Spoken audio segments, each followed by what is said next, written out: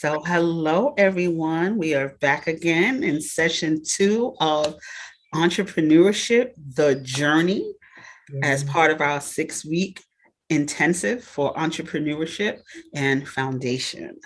And I would like to just reintroduce Theresa Satchell, my great co host. And I'm so happy to really be working with her. She's such a beautiful spirit. She is a native of Philadelphia, PA. She has a degree in business management and human resource management.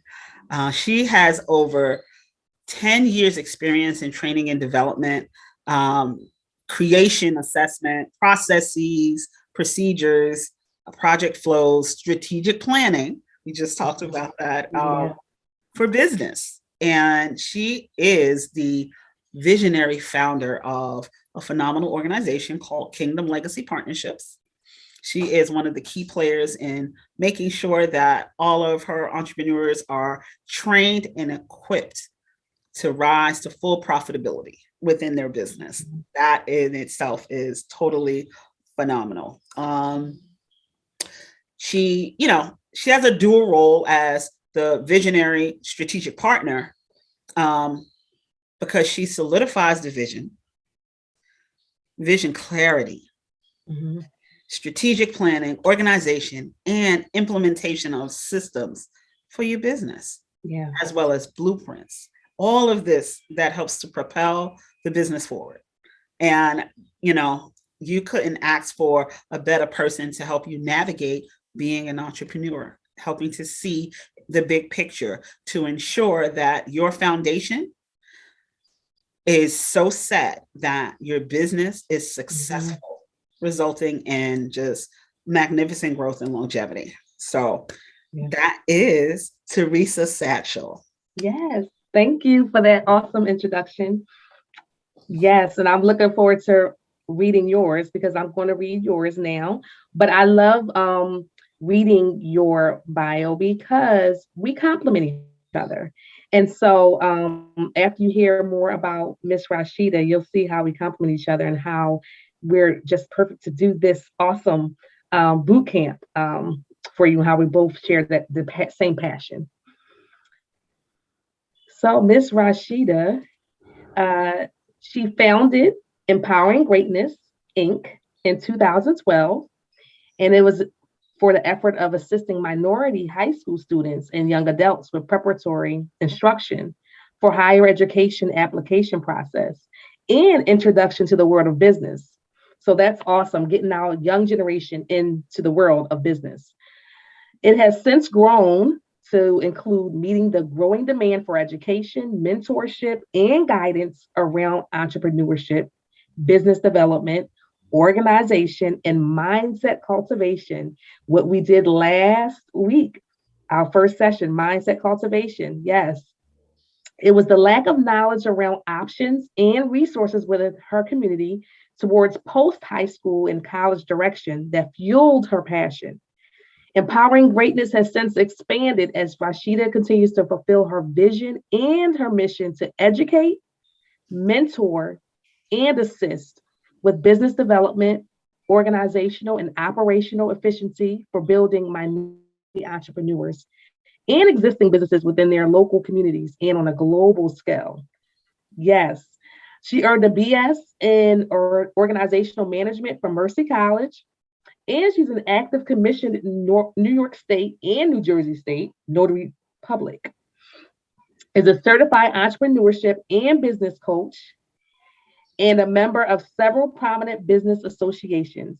She has an overall love for organization and structure and enjoys working with others to help them fill in their knowledge gaps and fortify a stronger foundation that will help propel their personal and business success. I love that, personal and business success, because I know you talk a lot about how they're intertwined, the personal and business success. So Uh, that is Miss Rashida. I love it. I love it. So, we are gonna really dive into entrepreneurship today. So, the topic is, what is entrepreneurship?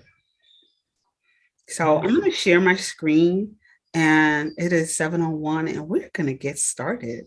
So make sure you have your paper and your pen and that you are fully ready for what it is that we are about to do.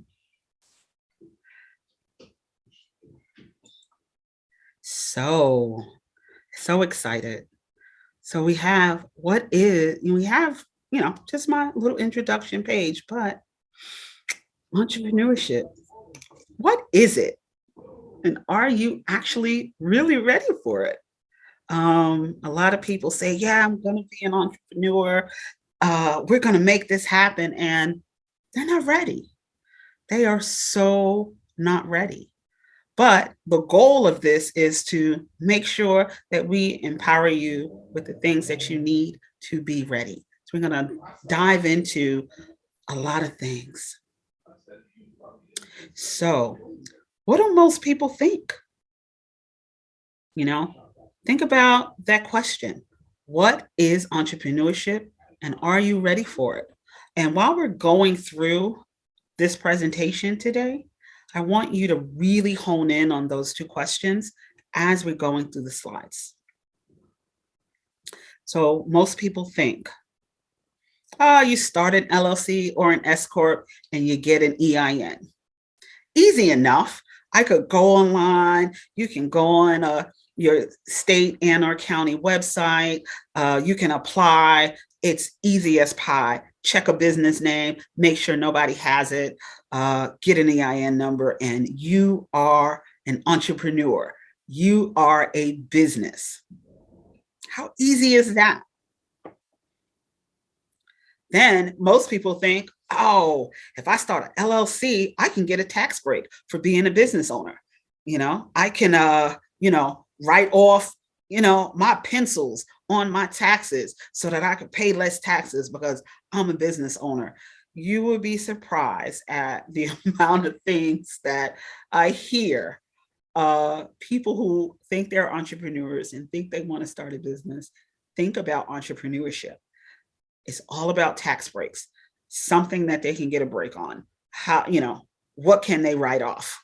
Can I write off my dog and his food? If I can show that my dog is a part of the business, it gets really crazy. That I can hire my children and put them on payroll. While that actually is very true, a lot of people will start a business just to do that, but not understanding that if you hire your children and you put them on payroll and you don't properly do that, then your 11, 12, 13, 15-year-old child who is now making an income has to pay taxes on that income. And they don't have any money. They don't have a job. And you're about to set them up to have tax debt very early. There's a way that you go about that. But a lot of people think, oh, I'm going to be an entrepreneur and, I'm going to get these tax breaks and I can hire my child and I can put them on payroll, not realizing that there's a process to how you have to do it. And you have to make sure it's set up the right way. There are certain things and trusts that you have to do. Always good to talk to a tax advisor and making sure that if that is part of your process and something that you want to do, that you're actually going to execute it the right way where it's not going to be to a detriment to your child. All I need is a website and social media to start. Ask yourself this question. How many times have you heard somebody say, oh, I'm an entrepreneur. I started a business. My website is dope. And I post on social media and I get crazy sales. And the reason why I'm pausing for dramatic effect is because we hear that all the time. That doesn't make you an entrepreneur. It makes you somebody that likes websites and social media. And just because you can make money off of a few crafts doesn't mean that you're an entrepreneur. It doesn't mean that you're ready to really start a business and start this journey. So, how is entrepreneurship defined? We want to really think about that. We did a lovely icebreaker at the beginning before we started that says, like, what do you think about entrepreneurship? What are some of the things that comes to you? So entrepreneurship, the act of creating a business or businesses while building and scaling it to generate a profit. So let's talk about that for a minute. You're going to create a business or multiple businesses. You're going to build. The goal is to build, to scale, to do what? Make a profit. I have never heard of an entrepreneur that wanted to go into business and not make money. So if that is your mindset and you do not want to generate a profit, you are not an entrepreneur. An entrepreneur is also about transforming the world by solving big problems or creating social impact, because there are layers to it. So you think about it, you have organizations and people who started great organizations like UNICEF or, Blood Bank of America, some of these amazing hospitals like Shriners Hospital for Children, who, they created this because they wanted to create social impact. They wanted to solve a problem. They wanted to help. That's part of entrepreneurship.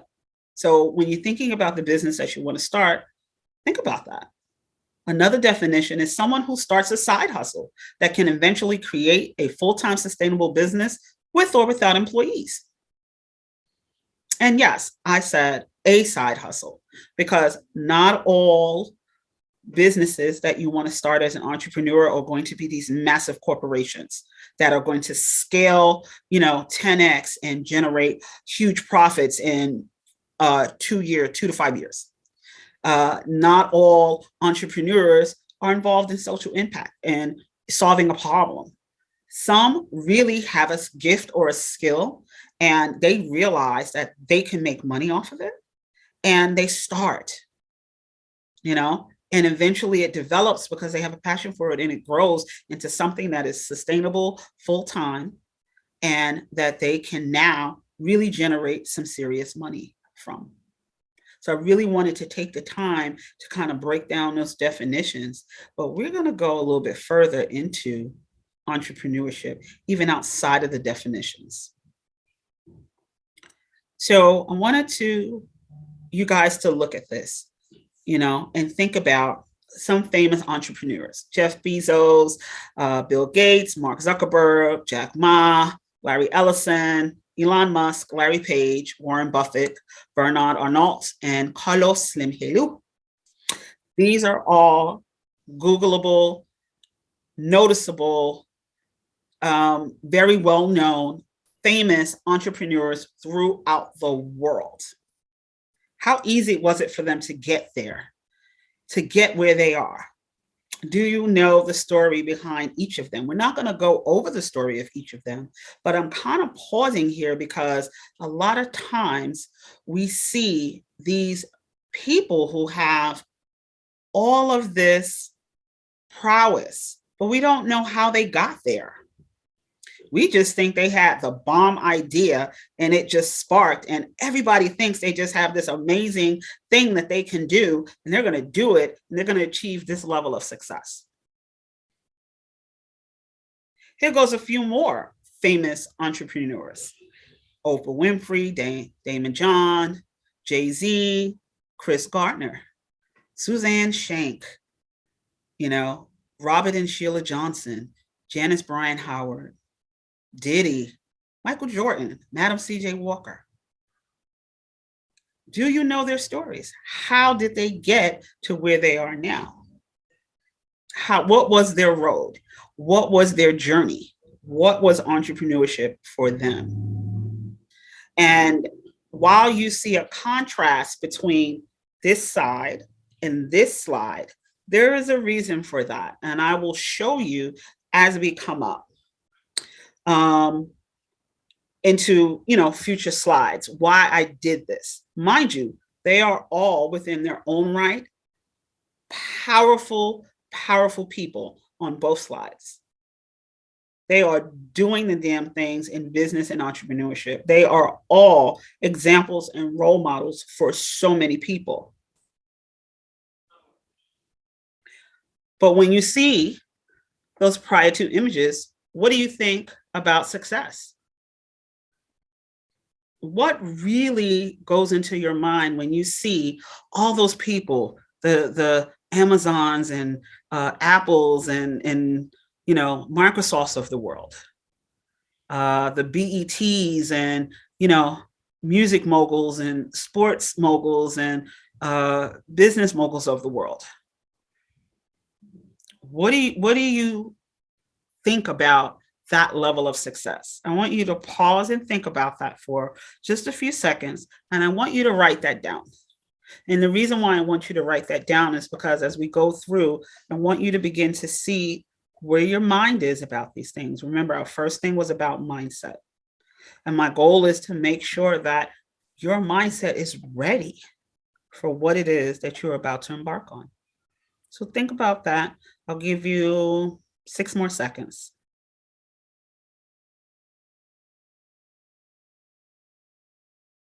Okay, you got that written down? How did they achieve it? How did they achieve their success? Think about everything that you know. And if you don't know, it's okay. Like I said, they are all Googleable. Their stories are everywhere. But just ask yourself, how did they achieve it? What went into their journey on entrepreneurship that they were able to achieve that level of success that they have? And one of the things that I want to really point is that there is glitz and glamour around success that only appears when you have already made it. I'm going to repeat that because I think it's so profound and so important. There is glitz and glamour around success that only appears when you have already made it. And we'll begin to see why. So with all that knowledge, ask yourself again, how do you define success? What does it mean for you? I want you to write this question down because this is something that I want you to think about, not just in this session, but throughout your whole entire journey. Because if you can't define what success is for you, you're going to end up defining success based off of somebody else's terms. And that is not what we want because everybody's definition of success is different. Everybody's definition of success is different. Some people, their level of success is I've ran a successful company and made 300% profit consistently for 30 years.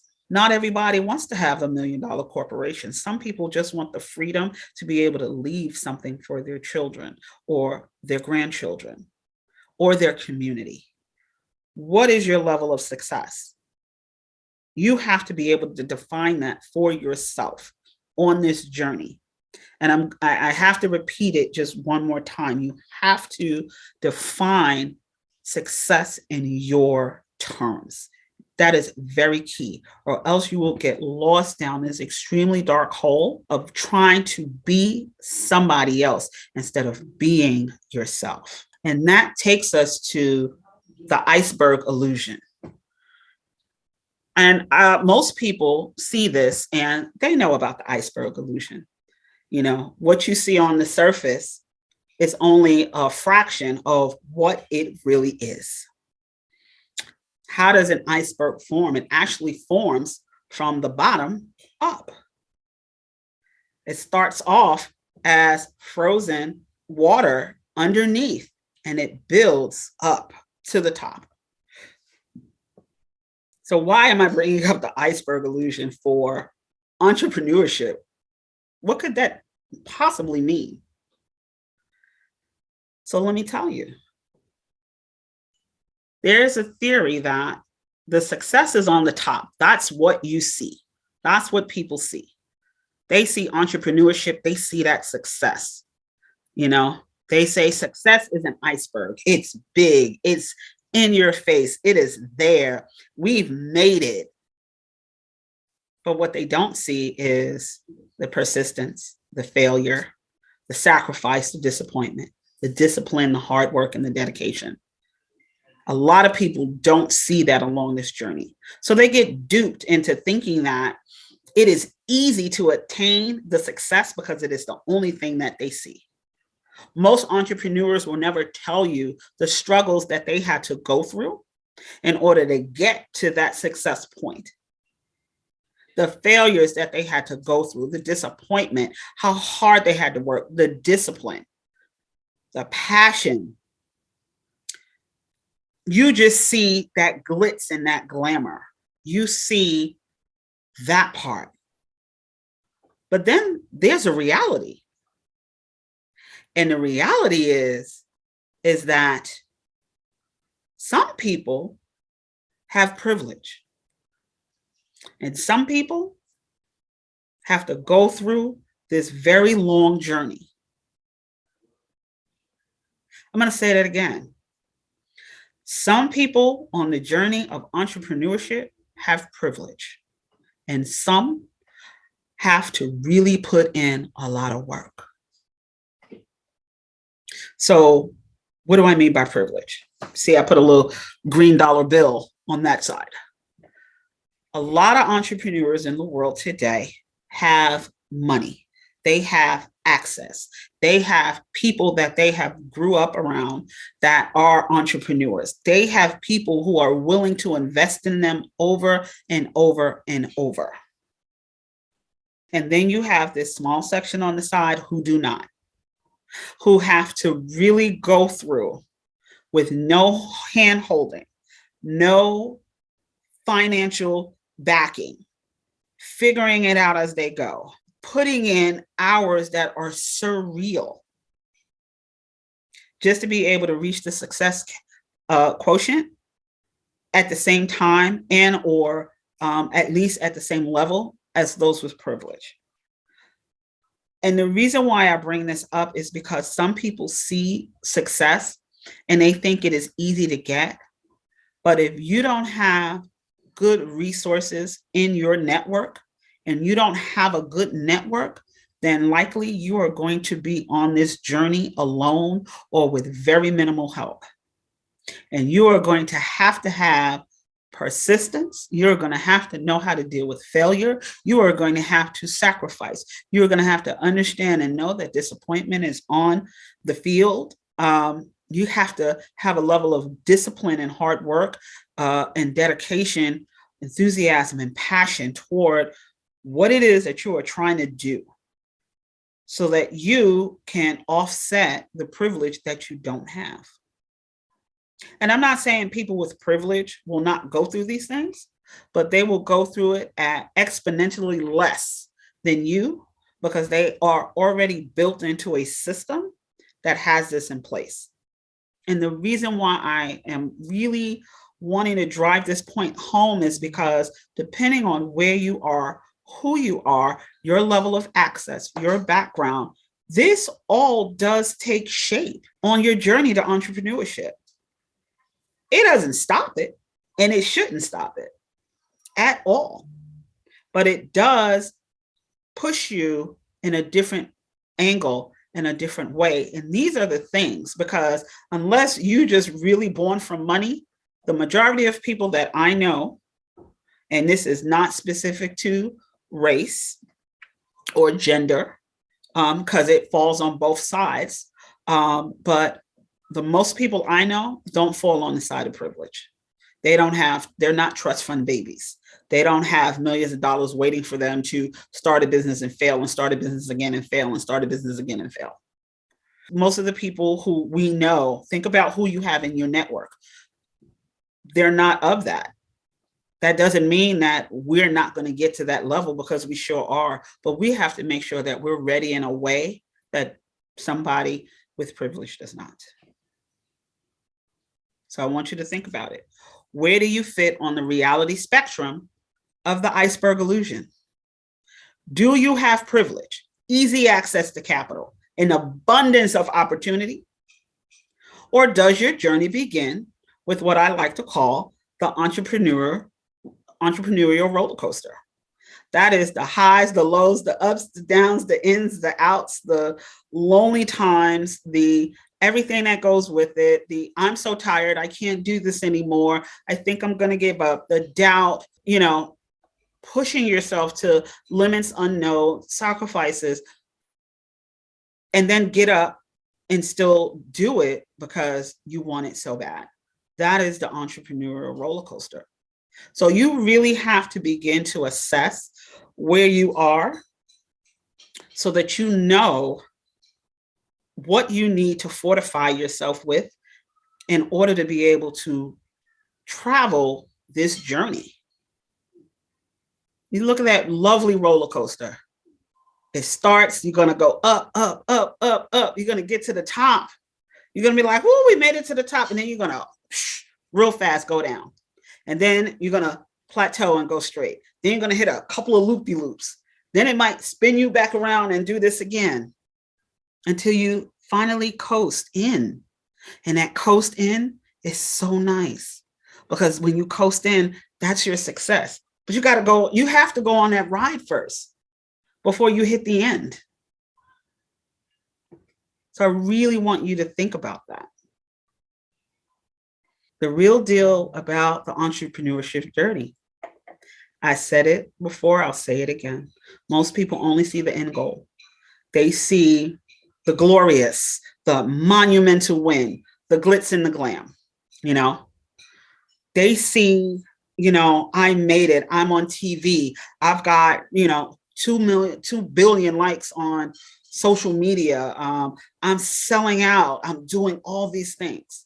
But some hard truths and concrete skills that you have to have and to cultivate to reach that win are persistence, failure, sacrifice, disappointment, determination and dedication, enthusiasm and passion.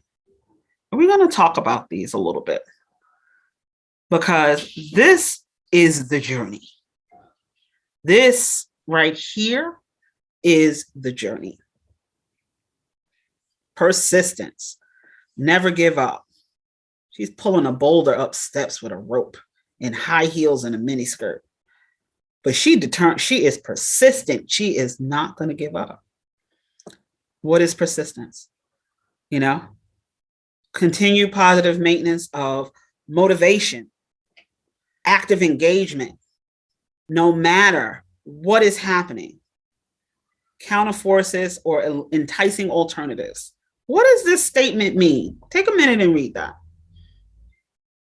Persistence is no matter what is happening in your world, in your life, no matter what impediments are on your road, on your journey, you are going to maintain positivity of mindset, positivity and clarity of vision. No matter what comes along your way, you are going to be persistent. You are not going to give up no matter what. Life is going to knock you down 100 times, and you are going to get up 101. Life is going to derail you to the left 100 times, and you're going to get back on track 101. You're going to be sitting at the bottom of the abyss trying to figure out how the hell am I getting out of this? But you're going to sit and you're going to be patient and you're going to get the clarity you need. And eventually you're going to realize when the water rises, so do you. So you're going to maintain that persistence in riding the wave, riding the tide, and allowing yourself to rise again, no matter how many times that tide goes in and comes out. If you do not have a level of persistence, if you cannot cultivate this character trait, it is going to be extremely hard for you to be an entrepreneur, because the journey is going to require this level of energy. It's going to require this level of energy because it just does. It's no other better way to say it. Success is not a straight line. And you cannot let anything that happens in life steer you off course. Sacrifice. Oh boy, oh boy. Sacrifice. It's, entrepreneurship, you're going to have to sacrifice or you're never going to be able to succeed. You're starting and growing something. One of the key characteristics of an entrepreneurship, a successful one at that, is sacrifice. And by definition, sacrifice is the act of surrendering something highly valued for the sake of something of even greater importance. So what are you sacrificing? You're sacrificing your time. You're sacrificing your energy. You're sacrificing hanging out. You're sacrificing going on a date. You're sacrificing, TV time. You're sacrificing going to dance or hang out with your girlfriends or the fellas. You're sacrificing sports events. Why? Because you understand that right now you have something that you have to give attention to. You have a 9 to 5. So you have to balance. I still have to go to work while I'm trying to build this business out. I still have to go to work and, because I still need to take care of my family. I have basic living expenses that are not going to pay for themselves while I'm also doing this. But I want to do this so badly that I am willing to sacrifice and rearrange my schedule and my time to put myself on a strict budget so that I can not only take care of myself, but siphon off some money in the short term for long-term gains. That is sacrifice on this journey. I remember when I first started this journey, my children would tap me to get me out of my work chair, away from my computer because I had fallen asleep. I would go to work. I would come home. I would check on my mom. I would make sure that dinner was made. I would go over homework. I would listen to stories. And then when they went to bed, I would get in front of my computer and I would work. I would allow myself the time. The ideas would come. I could not stop. And it was a sacrifice. I was working off of 4 hours of sleep for a very long time, but I sacrificed that because I had a persistence about me that I needed to do this. You have to be able to have that energy. What are you willing to sacrifice? I saw my friends hardly ever. We only talked on the phone. I let them know what I was doing, why I was doing it, and that I was willing to sacrifice seeing them for months on end because this was really important to me. I highly value my family and my friends, but I knew that what I wanted to do was of greater importance. What are you willing to sacrifice along this journey? Failure. Most businesses, and this is an actual quotable failure rate. The failure rate of most small businesses is 80%, and 20% succeed. They close. They can't handle it. They give up. They get so emotional about the journey, and it's just like, there's no way out. They can't see a solution. Thomas Edison failed 1,000 times before he he did the light bulb. He was horrible. Albert Einstein was considered a dummy. Failed at school, so many different things. Walt Disney, look him up. A lot of failures, a lot of bankruptcies. He never gave up. Bill Gates, even, his first company was horrible, trash, went in the garbage. Henry Ford, failure after failure after failure after failure. And there are so many examples throughout the world of people who fail, but they never took it personally. They understood that failure were lessons. Because if you do it, you break the inertia, you start and you fail, figure out why you failed. Once you figure that out, then you auto correct and you do it better the next time. And once you do that, if you fail again, but you have to start calculating your processes. So I had 5 steps in the first go round, and 3 of those steps did not work. So I corrected it. I kept the 2.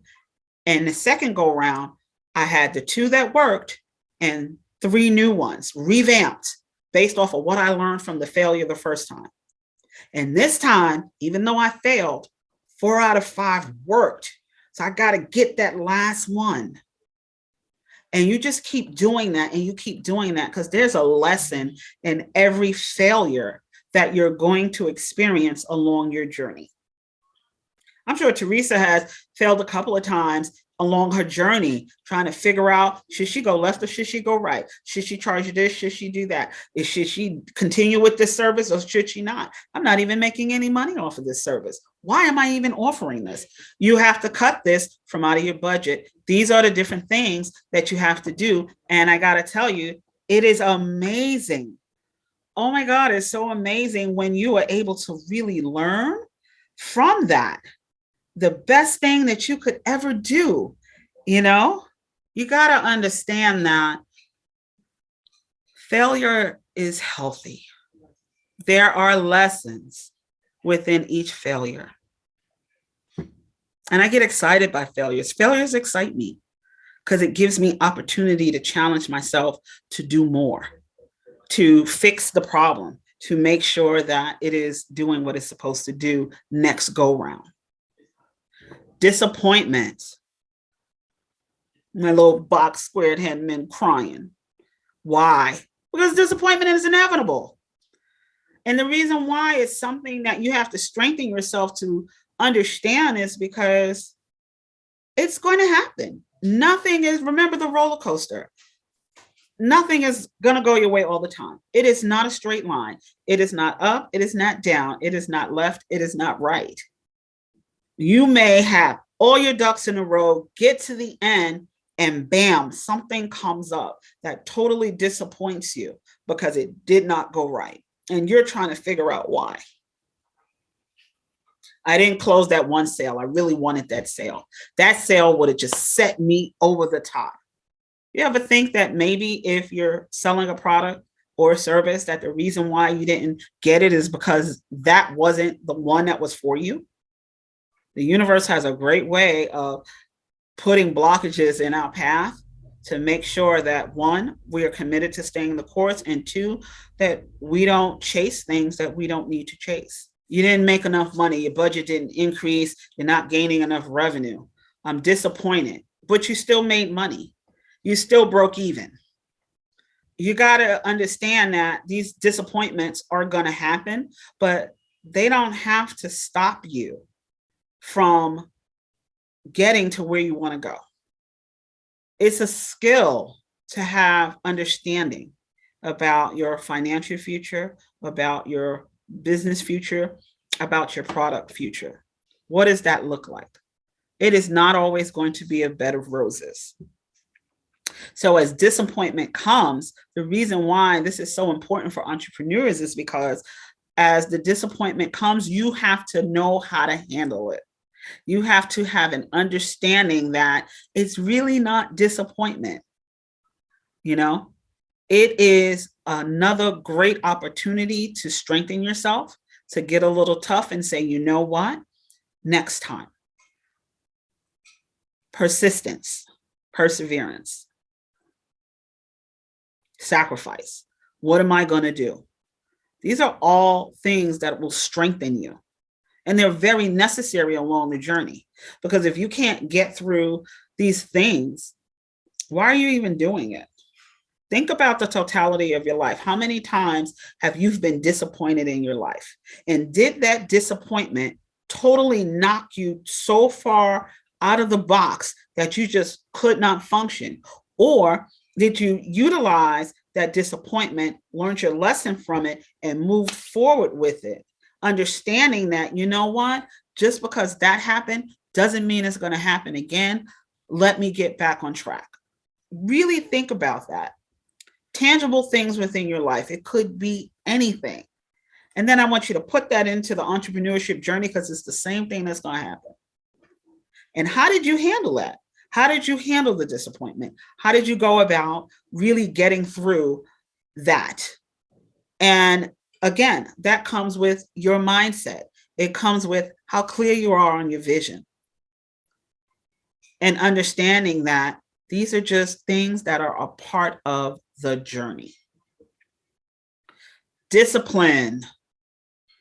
Ooh, the big D word. It's a lot of big D words, but discipline is one of them. I always say discipline is what leads to success. You know, it shows that you're resourceful. It really grows you. It challenges you, because if you are disciplined, you are extremely focused. If you're disciplined, you know that you're going to do what it takes to make sure that you reach your goal. If you're disciplined, you're going to figure out how to be resourceful. How are you going to solve that problem? What does that look like? How are you going to cope with this challenge or this problem in my life? What do I have to do to make sure that I'm living the life that I want? What does it take for me to live the life that I want? I have to be disciplined in making sure I hit certain markers. And I'm going to touch on the last two, because a lot of times people don't understand that.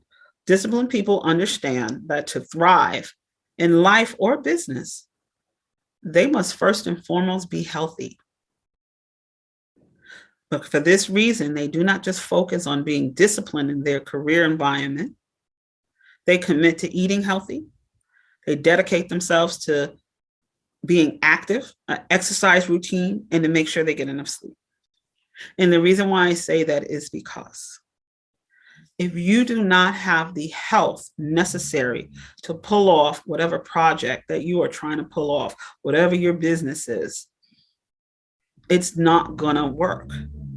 You cannot burn the candle at both ends. There is no way. Those days that I was sleeping 4 hours, it took a toll. And I had to end up rearranging my schedule to make sure that I had adequate sleep so that my brain would work. I had to ask for help. I had to develop a strategy to discipline myself to go to sleep. And I found that while I was in the beginning doing these outrageous non-sleep hours, that I was more effective when I forced myself to go to sleep at a decent hour, and I got anywhere between 6 to 8 hours of sleep. And I stuck to my schedule. I stayed focused on my course, and I optimized the time that I had to make sure that I could do everything that I need. And within that discipline, I did something that most people don't think of. I asked for help in areas where I knew I could get it. So if you have children, help with watching your children.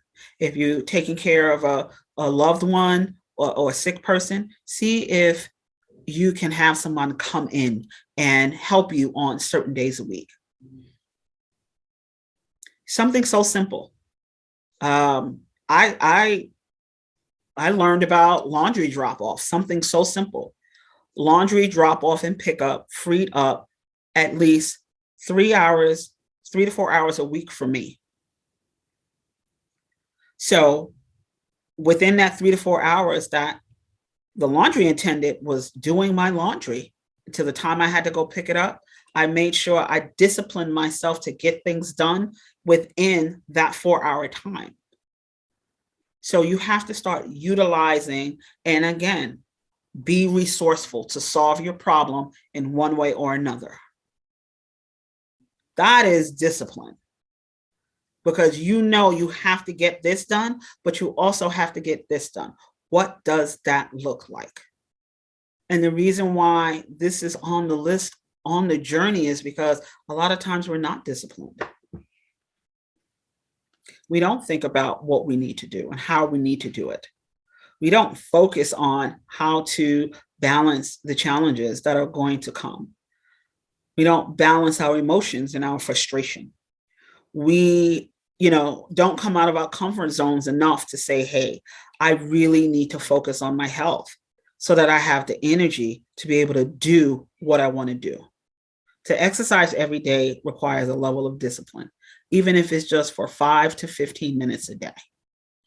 And if you can't even do 15 minutes a day of stretching, yoga, qigong, cardio, or some level of exercise that allows your brain to be activated, then you're not going to have enough discipline to sit down when it's time for you to really build out this business. And you're not going to be disciplined enough to go along this journey. Hard work. You get what you work for, not what you wish for. Oh my God. One of the best statements. Got to put in the work. So you're persistent and you sacrifice. You're dealing with your failures. You're dealing with your, disappointments. You're trying to be disciplined. Now, oh God, but I got to work hard too. Okay. How bad do you want it? How many times have you heard that? How bad do you want it? And hard work is not like I'm laboring away where my back is tired at the end of the day and I can't move. Hard work is smart work. How are you strategically looking at the job that you need to do? What is in front of you? And am I willing to put the energy forward to make it happen? That is hard work. That is hard work. Determination and dedication. Determination is doing what needs to be done, even when you don't feel like doing it. Dedication is the quality of being dedicated or committed to a task or purpose. So you've got to be not dedicated to your journey. You've got to be determined to get it done. Determination and persistence go together. Dedication, because if you don't have a level of dedication, if you're dedicated to your job, you're going to give it all. You're going to be so committed to making sure that you do what you need to do on this journey. It's going to be, it's like, I've got to get this job done. I'm dedicated. I am committed to making sure that I do a good job. You got to be that way on your journey for entrepreneurship with your business. I am determined. I am tired today, but I'm determined that I'm going to get this done. I just don't have it in me, but I know I need to give this 1 hour. 1 hour. So you can find this energy because you are determined that you're going to give what you need to give in the quality of that 1 hour. Enthusiasm. Woohoo! Enthusiasm. Yes, I did just sing a little tune on my off-key note.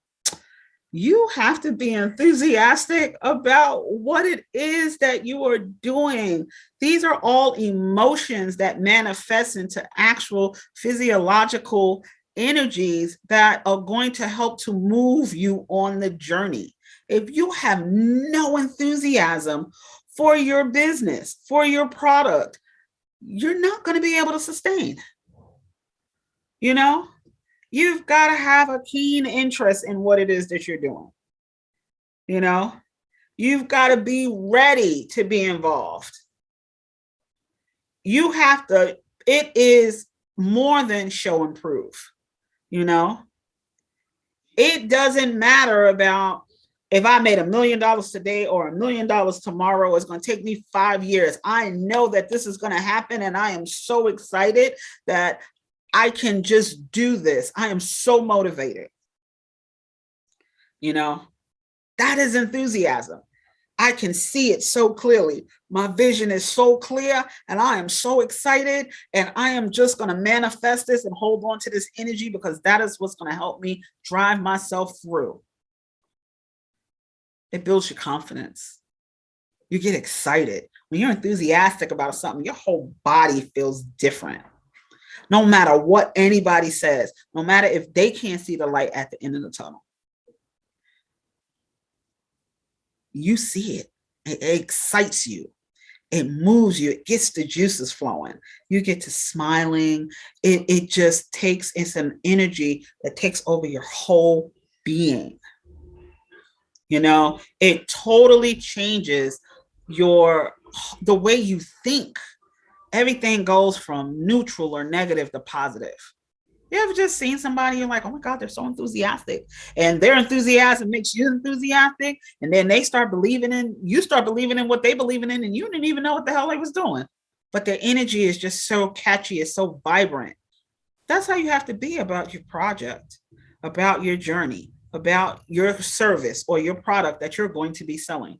Because if you are not, nobody else is going to be enthusiastic for it. You've got to own it. You've got to be able to hold that energy and put it in everything that you do along your journey. Passion. Passion drives motivation. Motivation drives discipline. Discipline drives success. Do what you love every day.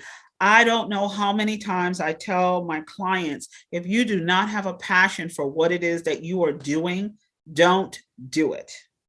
Your business will fail. Your journey will be short-lived, because soon as you hit that first roadblock, soon as that failure happens or that disappointment happens, if you don't have the passion along with the enthusiasm to really help hold you, even through those very low times on the roller coaster, you will give up.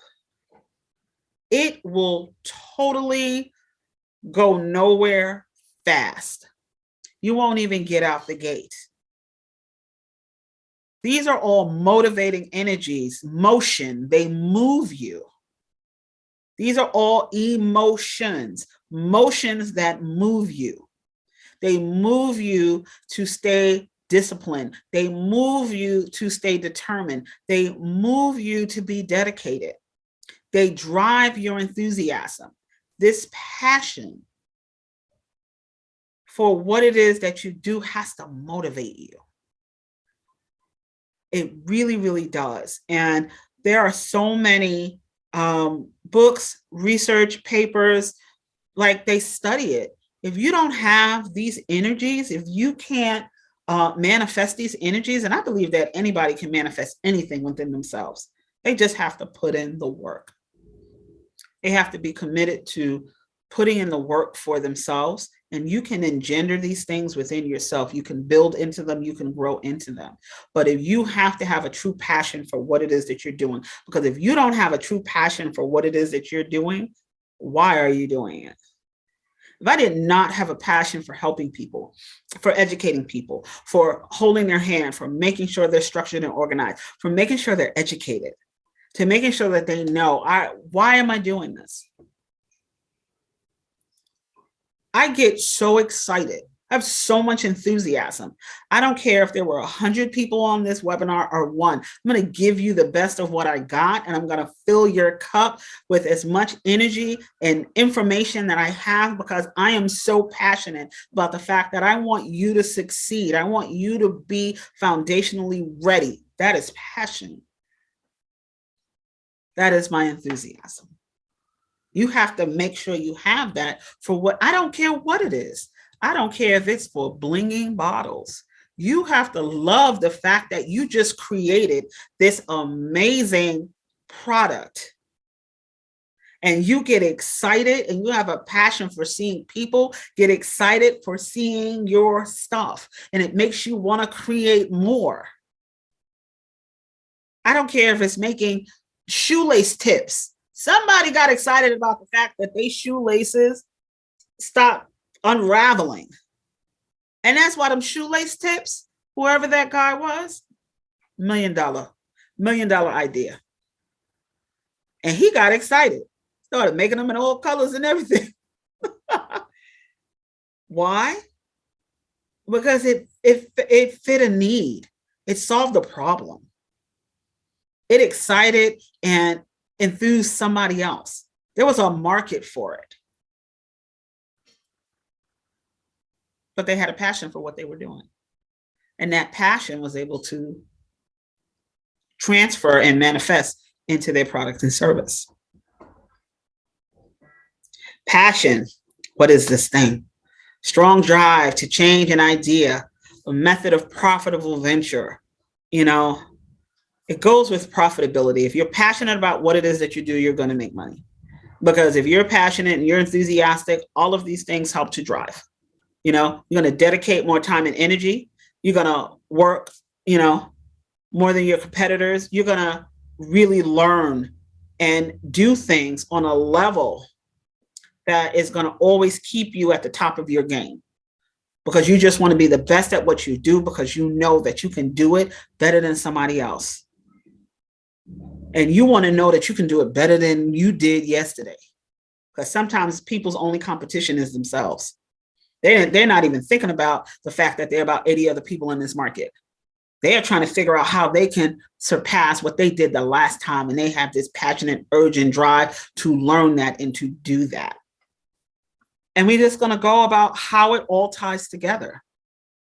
Because you have to realize that without passion, you will lack enthusiasm, which will lead you to a breakdown in how determined and dedicated you will be, the level of energy you will put into your business idea, which will present as a lack of discipline, leading to disappointment from the failures you experience, which will make you question how much you have sacrificed and allow thoughts of giving up to creep in.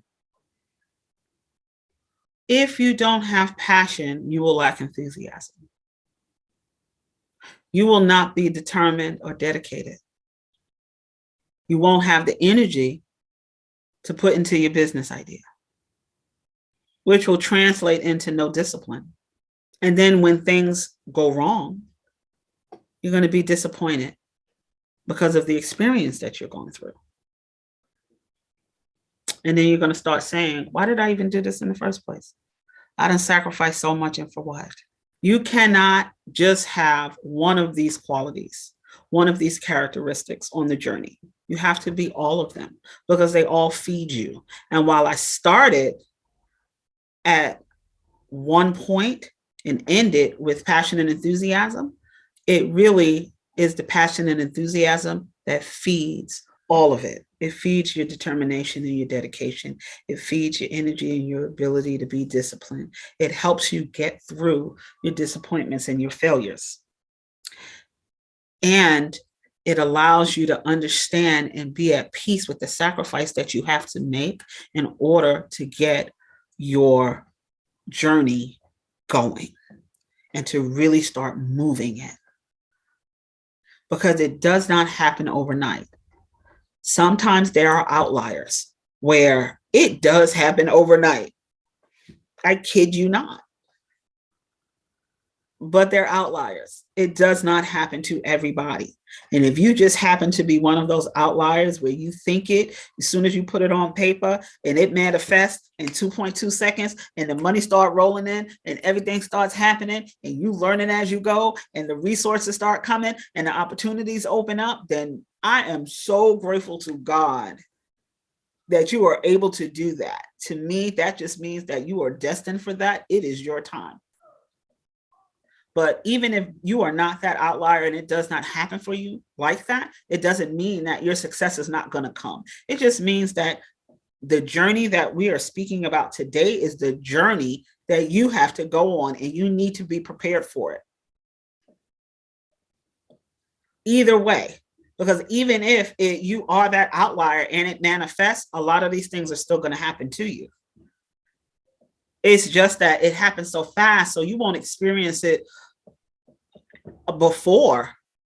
You won't be able to prepare and have yourself go through it with maybe some smaller things before you hit big time. You're going to go through it when it's big, but you still have to be prepared. You still have to have a deep understanding of what it is that you are trying to do. And you have to really, really solidify this within yourself. And this ties back to that first thing, your mindset, how you think about life, how you think about your experiences, how you experience, how you react to them. What is your response? How are you going to go? It's so, so important. So, are you ready? Do you really think that after all that I just said, you're ready? You think you got what it takes? Can you really, begin to put these things in place? Are they already there? Have you started seeing where you need to really bone up and really reevaluate? So before you say yes, I want to know, have you done certain things?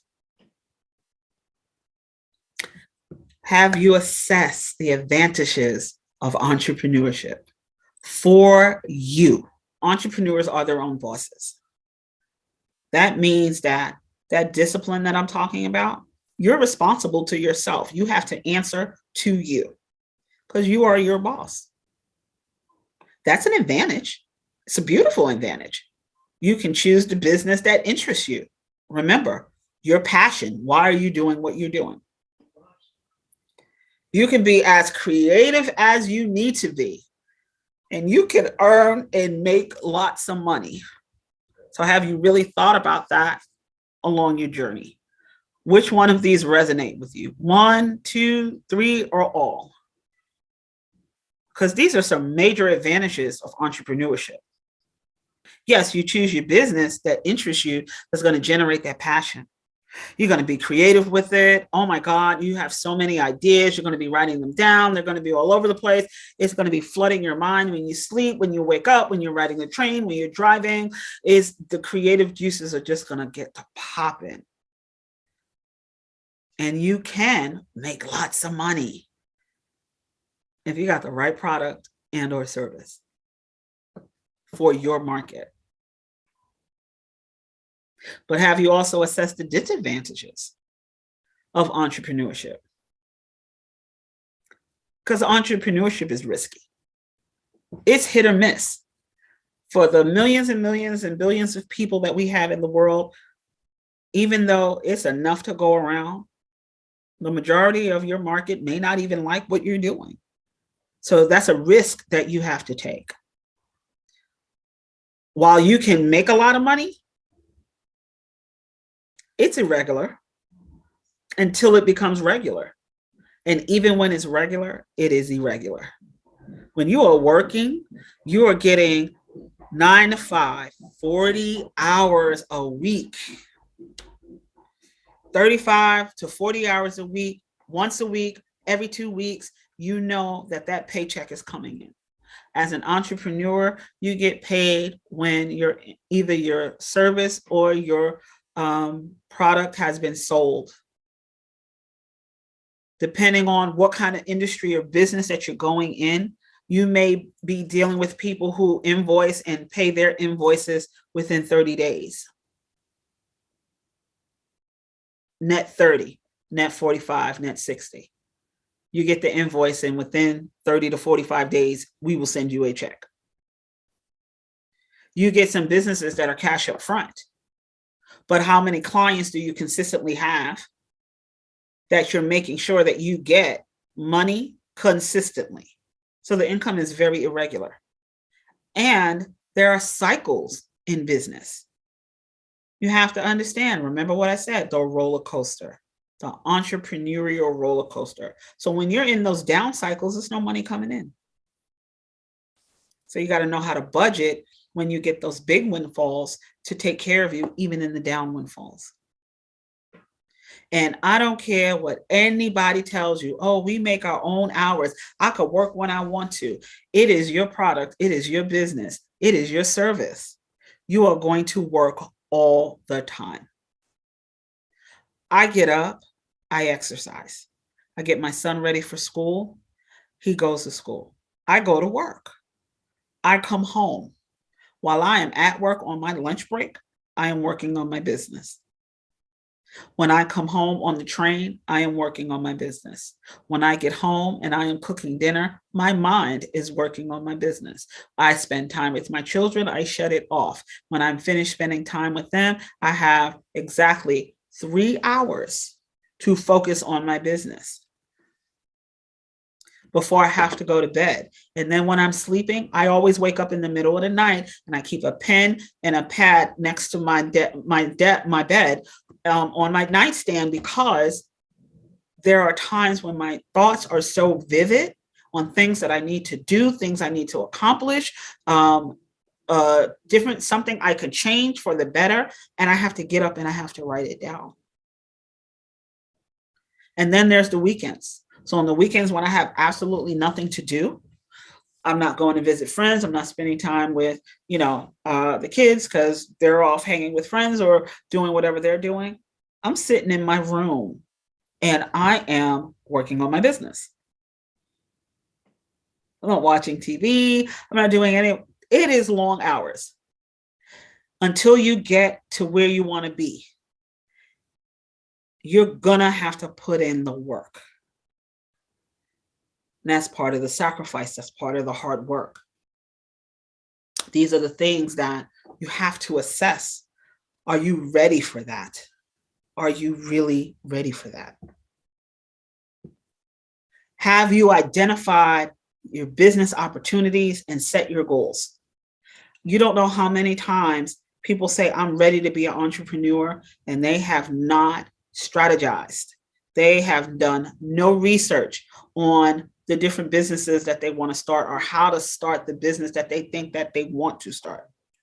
They have not identified why. What are the goals of the business I want to start? What are the personal goals?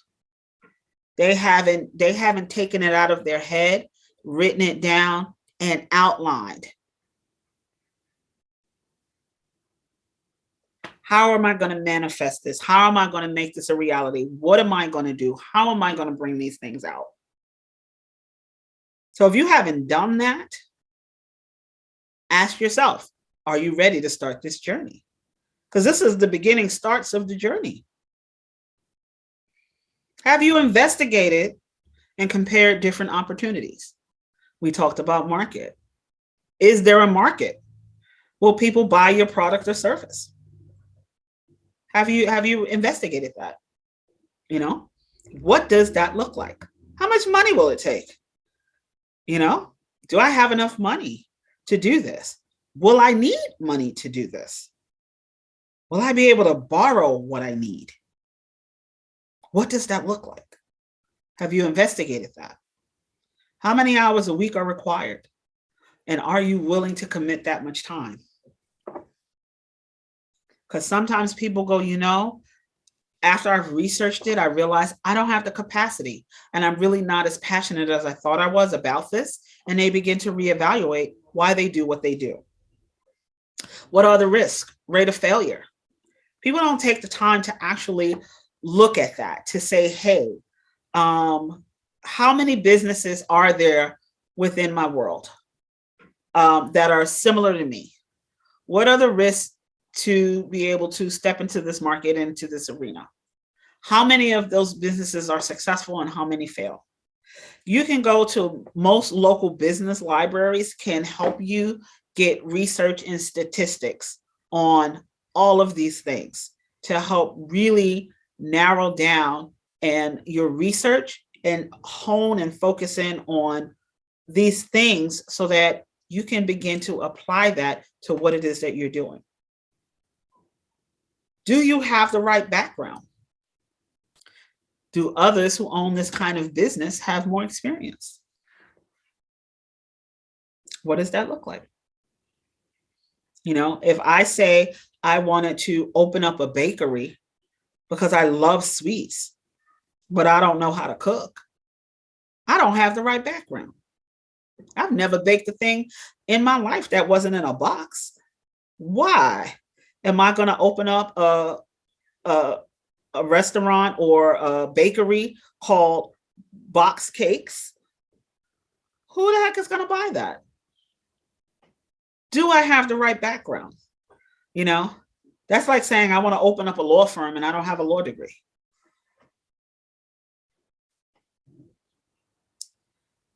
You have a product, you know, have you researched best practices on how to make your product? Different materials to use, making sure they're not toxic, all those things. That's having the right background, the right knowledge. And then you want to see what other people are doing in other business. This is just simply fleshing out your competition, seeing what they do, and then you glean from them their best practices. And you incorporate those things that could work and that you could even potentially make better into yours.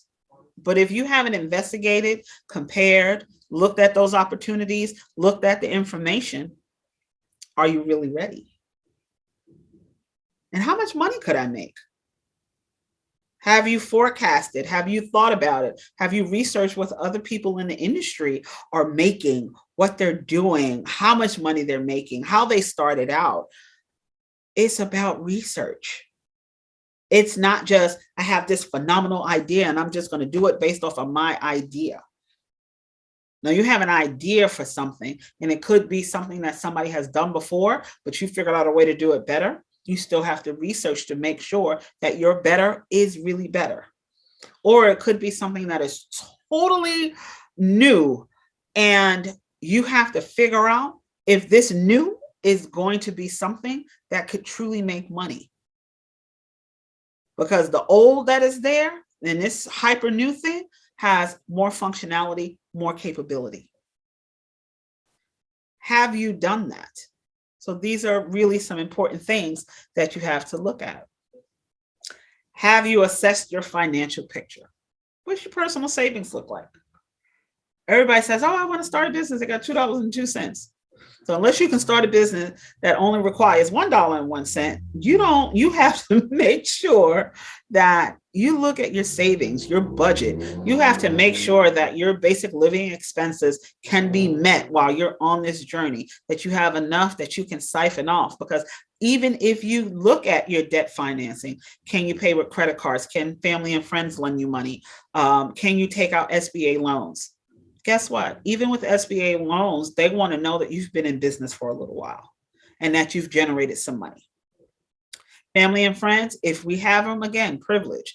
Do you have that? And if you don't, are you willing to max out your credit cards? If you don't have personal savings that you can contribute to this, even down to equity and financing. What kind of business is it that will garner the attention of angel investors or venture capitalists? And we put family and friends in that again, because some family and friends, again, if you have people who have money, and they are willing to invest in you, they will do that. They will totally invest in you. They will make it happen for you. But do you have that? So have you totally assessed your financial picture? What does that look like? Who can help you? Because a lot of times we don't. And finances is one of the biggest impediments to starting a business. And the reason why is because you are going to be investing in your business on this journey until your business makes a profit. That money is going to be owner investment into the company until you make your first dollar. And when you make your first dollar, don't even think about paying yourself, because it goes right back to the business, so that you don't have, that's less money that now comes out of your pocket until it can recycle. So have you assessed your full financial picture? Excuse me. Have you really done that? And if you haven't, ask yourself, are you really ready? Have you assessed your skill set and capabilities? We talked about networking, communication. You can't build your business in a vacuum. You have to collaborate with people, network with people, figure out resources. How are your communication skills? Do you talk to people? Are you friendly? Are you able to, get information? What are your human relations skills? How do you relate to people? It goes along with communication. You have to get out and talk to people. You have to sell your product or your service. Can you do that? How do you do that? Do you have basic math skills? Can you count? As simple as that may sound, you cannot run a business if you can't critically think, at least on an 11th to 12th grade level, about math, because the math is the finances. The math is the finances. What skill set do you have? And the reason why it's that basic is simply because everybody needs an accountant. But until you can get to a point where you can hire one, you need to be able to understand what you make, how much you make, calculate it, take away what expenses you had versus the money that you came in, and create at least a basic profit and loss statement. I made this much. My expenses were this much. This is what is left. And I either made a profit off of this because I still had an excess, or there is a loss because it exhausted all my resources that came in. Basic math. People think profit and loss statements and all these, forecasts. It's basic math. And not to mention, if you really do have a cash cow, if you don't have basic math skills, your accountant is going to rob you blind if you get a shiesty accountant or a shiesty person who says, yeah, I can do your bookkeeping. And they're going to bookkeep some of that money right into your pocket. You want to make sure that you stay on top of your finances, not only personal, but for your business. So do you have math skills? Can you at least do that? Problem solving and decision-making skills. And the reason why this is so key in entrepreneurship is because it is your business. You are not working for anyone but you with this particular business. When you're at work, yes, you have to problem solve. You need to make certain decisions, but you also have a boss or a supervisor. And you look to that person and you say, this is the problem, and I think we should do this. Could you help me make a decision? You don't have that luxury. So how do you problem solve? How do you make decisions? You have to assess your skill level in that. And again, I'm not saying anything that is not cultivatable. These are all things that we can learn. If we lack in a certain skill set area, then we need to bone up and learn and strengthen that area. If you're really serious about what it is that you're trying to do on this journey, you will make sure that you have these basic skills. Technical skills, because right now we are in the day and age of technology. Zoom, Google Meet, Microsoft Teams, Instagram, Facebook, TikTok, regular laptops and desktops, all in ones. Microsoft Word, Excel, PowerPoint, Canva. These are just technical skills that don't require a lot, but you got to know them. How are you going to have a business if you don't even know how to turn on a laptop? If you can't check the internet?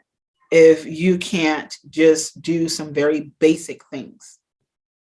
So you have some people who are technology adverse that say they want to start a business, but it's nobody trying to, balance their books in a ledger book anymore. It's outdated. You need QuickBooks.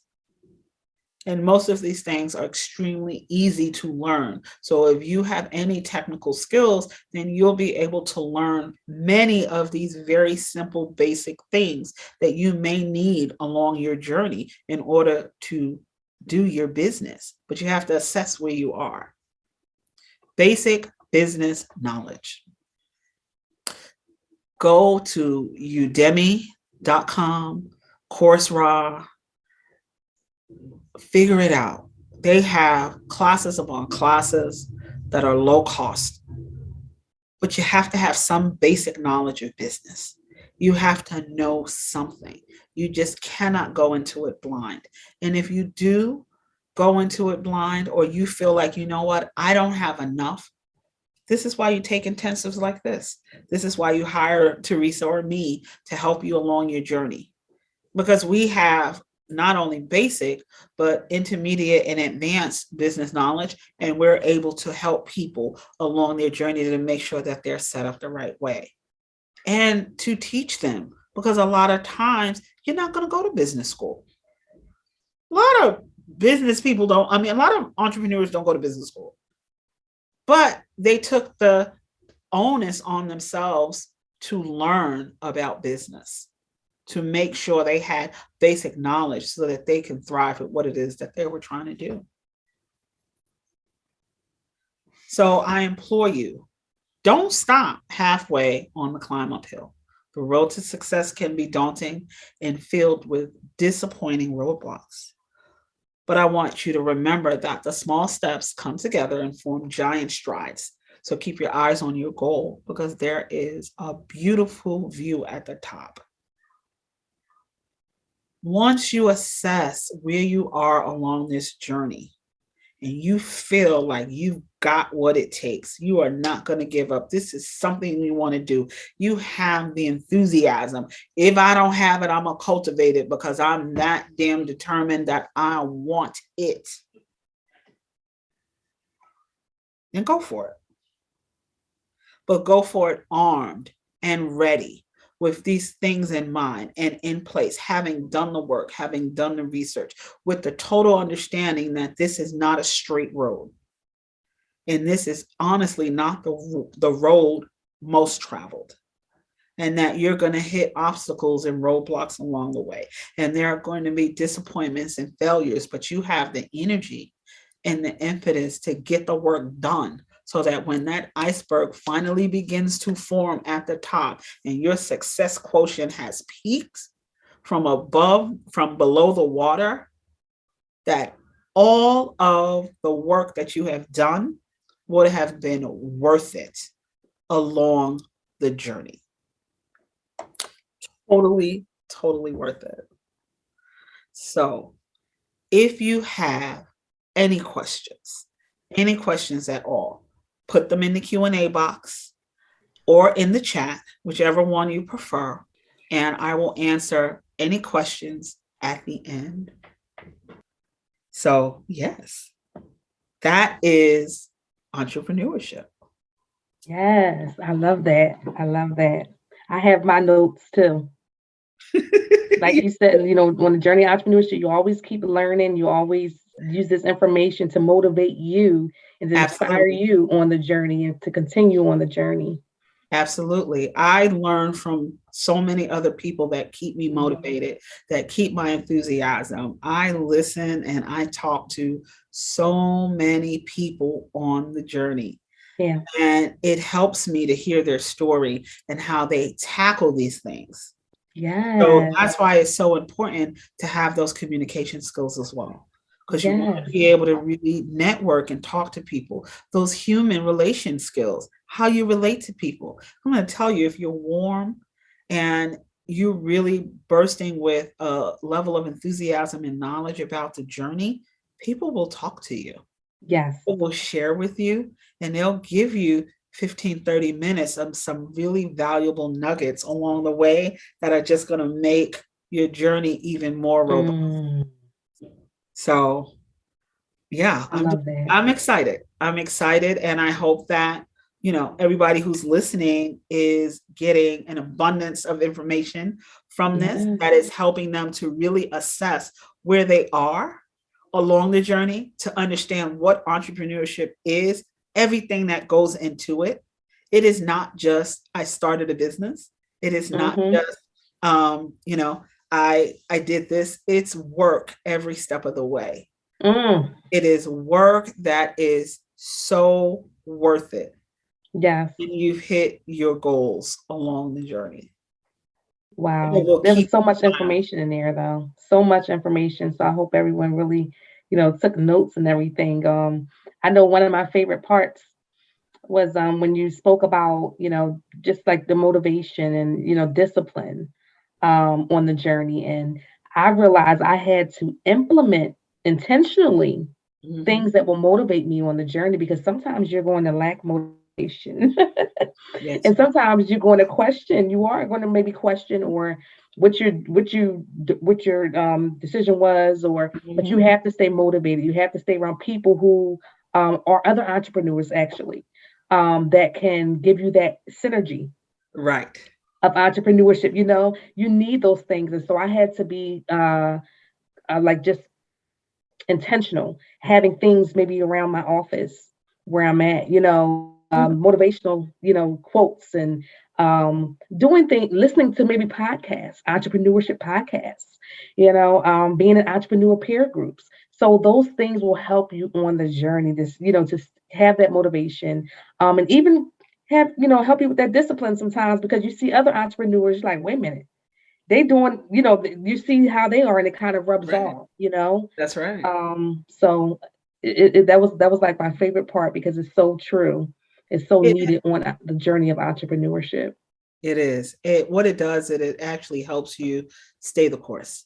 Yes. You tap into, you have to understand that while your friends and family may or may not uh, cheer you on, Hmm. that you're still not alone, that there is a whole network of people, you Hmm. know. Oh my God, look at that. So one of the participants says, I am excited about the offering of product or service and expressing my creative side. But how do I get excited or motivated about the business part of entrepreneurship? It seems overwhelming. So the creative side is going to spark the business side. And a lot of it has to do with structure. Once you structure and you lay your foundation right from the onset, you blueprint things, you map things out, you push them in directions that they need to go, you make sure everything is laid out, it becomes less overwhelming. It becomes less overwhelming. And Theresa and I are actually two great people. We both have businesses where we do this. And, whichever one resonates with you more, you can utilize that person. At the end of this journey, we are going to make sure you have our contact information, that you can reach out to one of us, because this is what we do. We help you take the overwhelmingness out of the business part, so that it's structured in a way where you can now still focus on it, but create. And the creation of your product or service will come back into the business, but because it's already mapped out. Yeah. Your spreadsheets are already in place. Your processes are already in place. But I got to tell you, it's necessary. So Mhm. motivation is part of the motivation is having an accountability partner, having Mm. somebody that you can work with, that will not judge you, that will cheer you on and say, hey. And like I said, it may be a family member, or it may be somebody you hire, or it may be a friend, or it may be another entrepreneur who's on the journey, like Theresa and I. Yeah. We met on LinkedIn, we connected, and if she needed anything, she knows she can call me, and vice versa. And Mhm. we would just Yeah. help each other, because it's that synergy. So it's about finding, and there is always somebody that you can find. Mhm.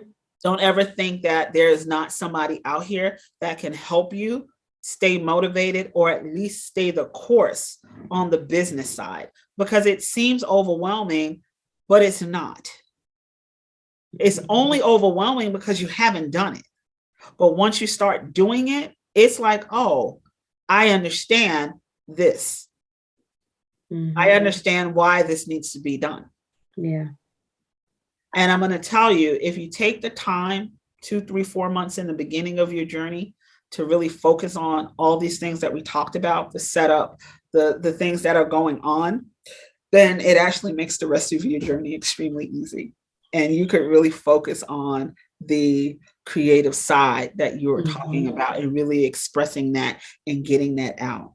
But Mhm. business is not only what you have to create, it's the sustainability of what you have created. They go Yes. hand in hand.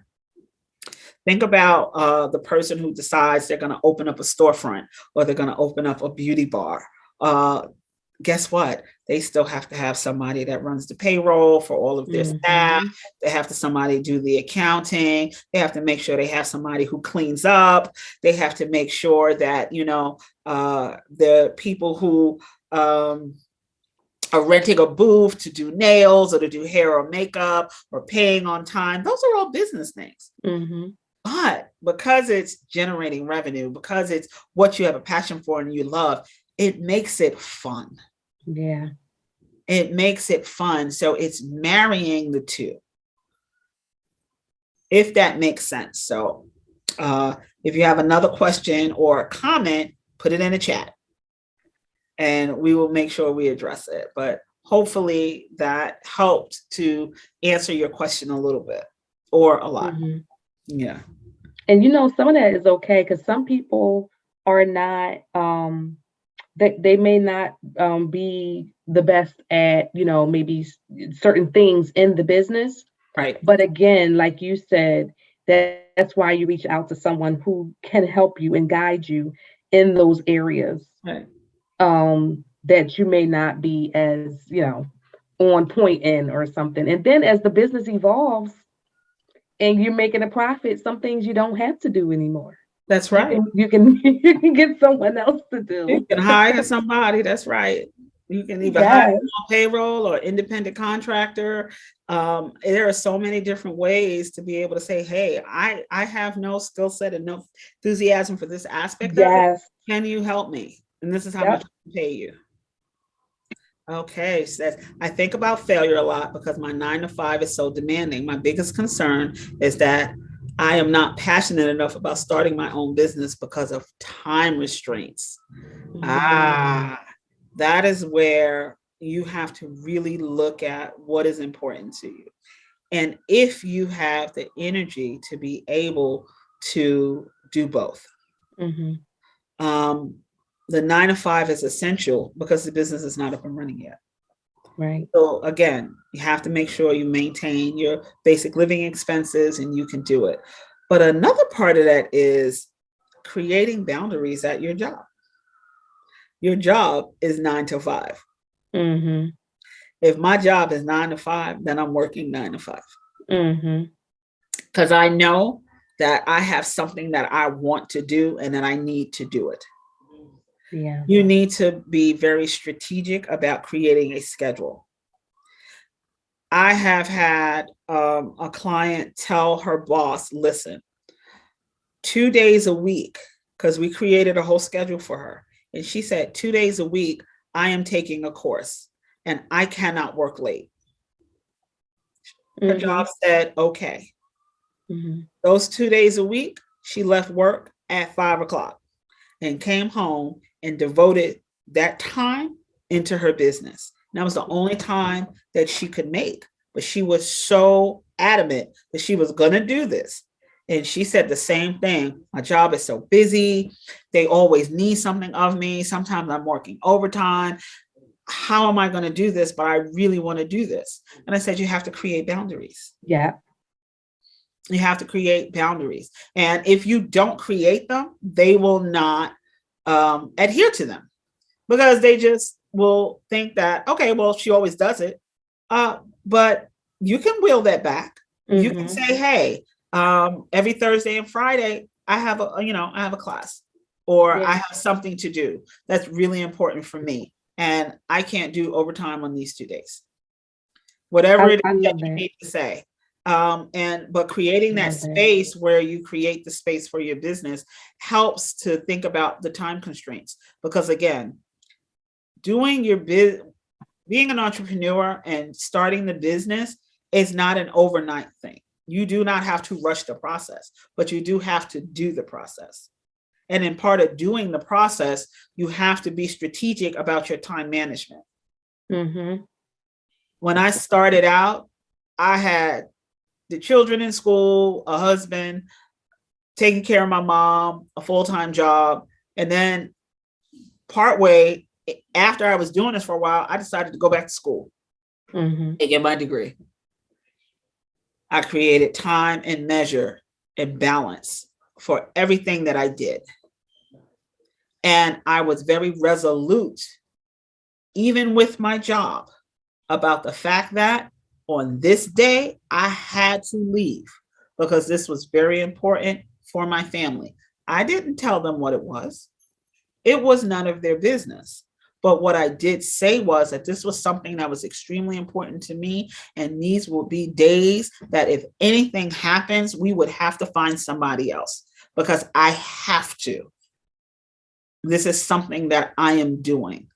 And I created that boundary. And they tested it, but I was very resolute about the fact that no, it is Wednesday. I have to go. There is no way that I can change what I have. And we've already discussed it and agreed to it. And they began to lighten up. A lot of times, the reason why you're thinking about your job is so demanding could be because you're really good at your job. So they only want to deal with you. Yeah. They only want to deal with you. Only you can do it. It's only going to happen if she do it, if he do it. That is it. And you don't have to subscribe to that. Because if you die today, they're going to find somebody else to do it. Create boundaries. How about that? Create healthy boundaries. And it's not like you're asking for a lot of time. You're asking for 2 days a week to leave on time, to totally stop, to say, hey. So you have to really weigh that. You have to begin to look at that and see. But even while you're weighing that out for the creativity side, you could still be building out the business. That doesn't stop. And that's what I was thinking. I was, thinking that, entrepreneurship is not a marathon. No, not at all. It's something you can take your time with. And like you said, like the building part is key anyway. So building your business 2 days a week or even 1 day a week in the beginning until you have more time. And then like you said earlier about planning, what is your timeline?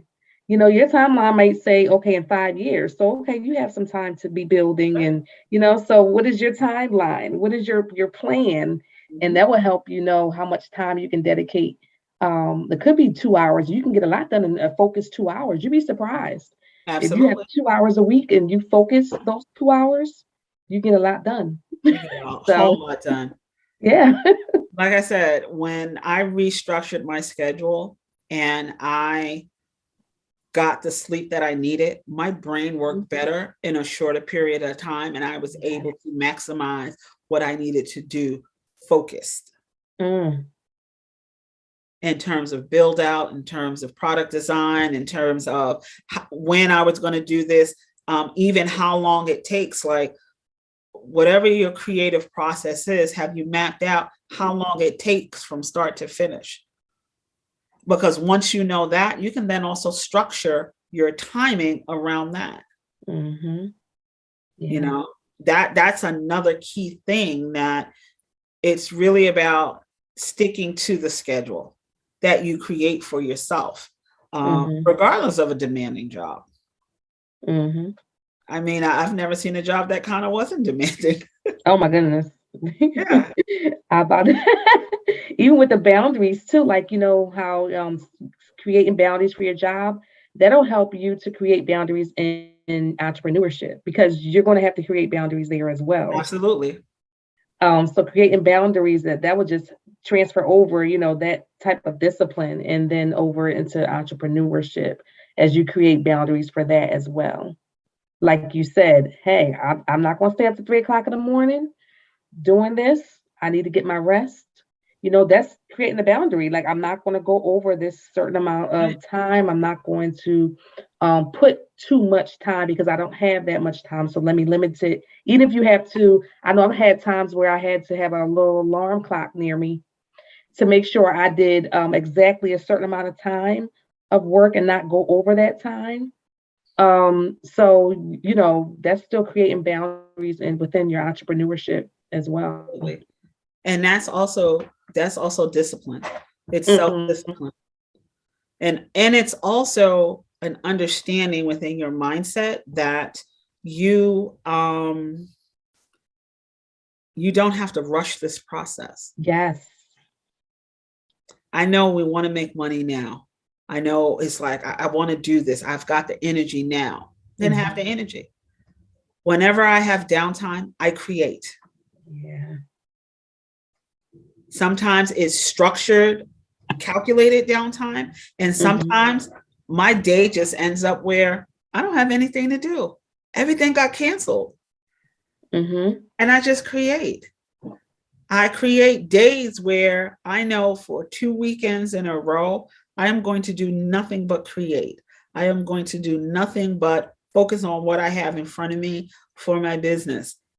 But because I take that focused time, then what happens is I've done an abundance in that focused time. What, instead of breaking it up, piece, here.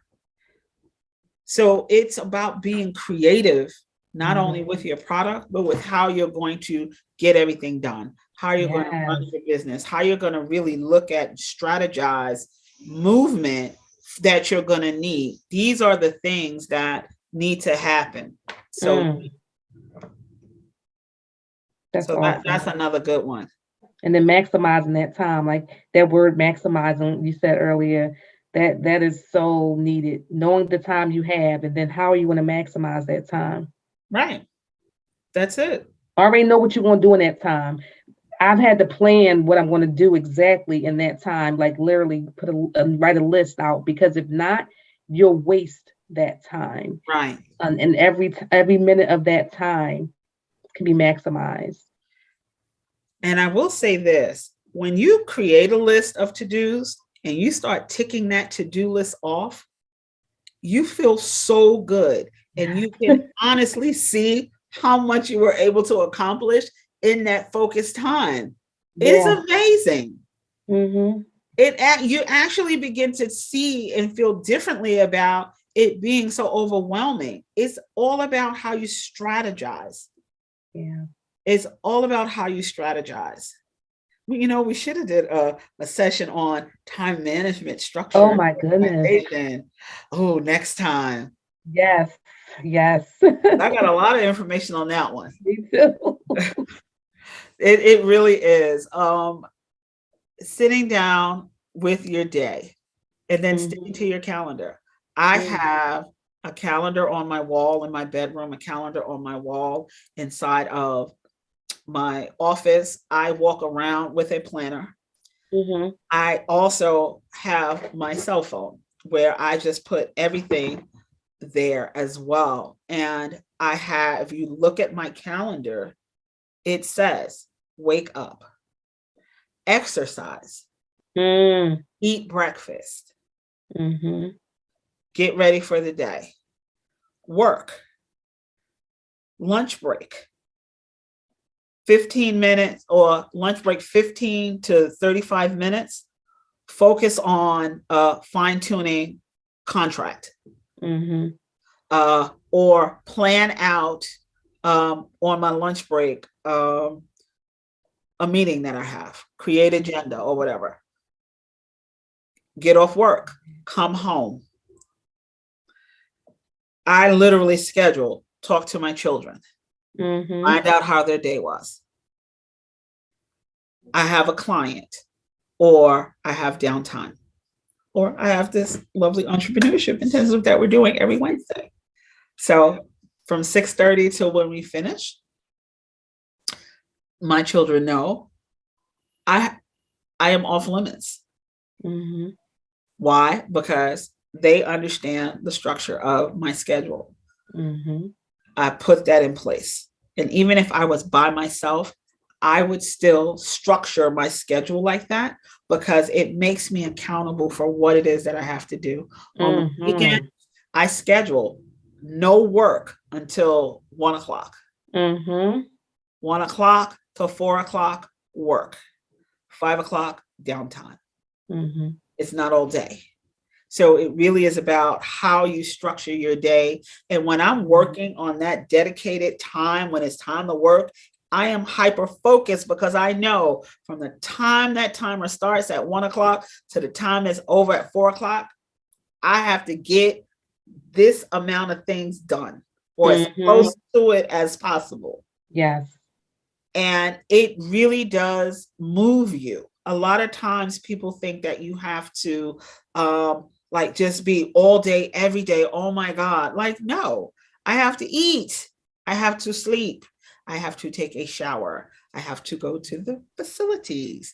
I need to talk to my sisters. I need to talk to my friends. Hi, Theresa. How's the baby? You know, it's part of life. But when you know that I want to start this business, you can't, part of mindset is also being flexible. You can't be so rigid in that it has to be like this. You have to allow yourself room to flow. And the room to flow is creating the schedule. You create your flow. You create the schedule. You put those things in place to be able to do what you need to do. That's how you structure your demanding job, your time, your life, your social, any and everything that you have. You start putting these things on a schedule. Now, the flexibility comes because life does happen. And when life happens, if it pulls you 2 steps back from what it is that you're trying to do on your entrepreneurship journey, it is okay.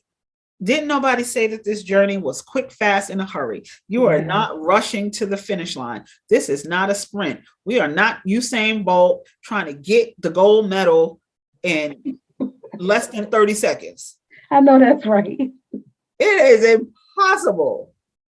We have to be patient with the process and celebrate the little goals. Oh, she said, thank you, ladies. The word boundaries is going up on my wall, so I can think about it. Hey, do what you gotta do. Focus on it and manifest, starting with my 9 to 5. This will be my word of power. Yeah, I gotta tell you, the best thing that I could have did was boundaries.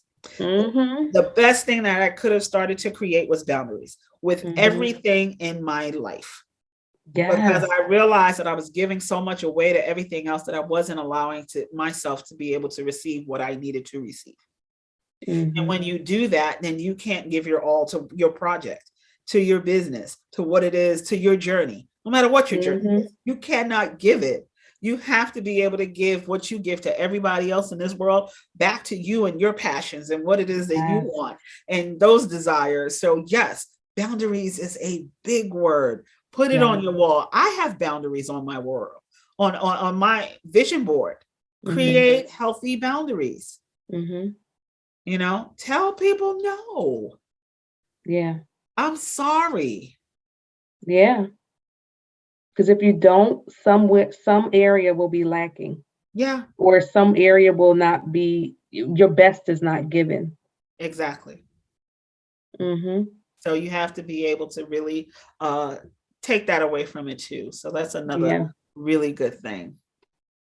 So I had so much fun with this topic and putting together those slides. So much information, so much good information. So, you know, I think that we can, are there any more questions? I just want to make sure that, you know, we'll give you a minute to type anything in. Either just let us know. Do you have any more questions? Anything more you want to talk about or touch on before we, you know, begin to wrap up? Because I want to make sure that we hit everything that we need to hit for you. So put it in a chat. Let us know. But while you're waiting to say if you do or if you don't, and you're thinking, one of the things that I just want to highlight is that next week, we're going to really talk about some phenomenal topics. Theresa is going to just like start us off with SOPs and foundation first. SOPs are standard operating procedures that every business must have. and making your foundation your first, just like your first priority, because how you structure what it is that you're trying to do is so important to the movement. Like you said, you like, oh, how do I get enthusiastic or passionate about starting the business and owning the business? It's how you structure it. Yeah. When you structure it the right way, it flows. And then I'm going to wrap that up with the actual business blueprint, which some of it we talked about in what is entrepreneurship. We're going to go a little bit deeper in how we really build that out into a business plan. And that blueprint is what's going to guide you. It is your tool that it's just going to take you where you need to go. So really, really, really, really, really excited about next week's. Yeah, because I think that's going to be great. And, you get to hear Theresa really just pound in on that. That is one of her strong suits. It's what she does for every person that comes along her journey and Kingdom Legacy Partnerships. And I'm excited because I'm ready to take notes. I'm like, maybe I need to restructure my standard operating procedures and see how that really goes. So, yeah. So I don't see any more questions and or comments in the chat. And so I am going to say that I really appreciate you, Theresa, for reaching out and suggesting that we do this. I think this is such a phenomenal collaboration. I love the value and impact and the information that we're able to give. And, I just see this as a blessing and a godsend to be able to find somebody of like mind and passion and enthusiasm for helping people succeed, and for us to come together and be able to give great information to the entrepreneurs that are on this call. So yes, likewise. Yes. All right. So we are going to end here. And again, we want to say thank you so much for sticking with us for our second session of Entrepreneurship, the Journey, as part of this 6-week intensive. We are 2 classes down. We have 4 to go. Next one is class 3 next Wednesday. Oh, thank you so much. Both of you are amazing. I appreciate your willingness to pass on so much information. And we appreciate you for investing in yourself. Investing in wanting to learn this information. Whether you realize it or not, the fact that you're here shows that you are an entrepreneur. Right. Because entrepreneurs want to learn, they want to invest in themselves, they want to make sure that they're doing it right and that they're, structuring themselves right along the journey, in addition to the passion that they have for the product or service that they're going to put out. So thank you for sticking with us. And we are so looking forward to seeing you next week. Yeah, we're glad to be able to pass on information. Absolutely. All right. So Theresa, I am going to say good night. Good night. And good night to our participants. We really do appreciate you. And we will see you next Wednesday. Same time. We will be on starting at 6:30. From 6:30 to 7, we will do icebreaker talks, and where you can do Q&A, add things in.